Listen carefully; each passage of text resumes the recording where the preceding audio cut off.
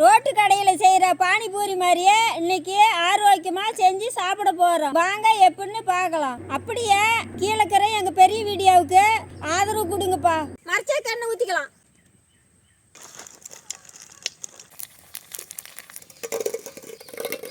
பச்சை மிளகாய், இஞ்சி, கொத்தமல்லி தழை, புதினா தழை,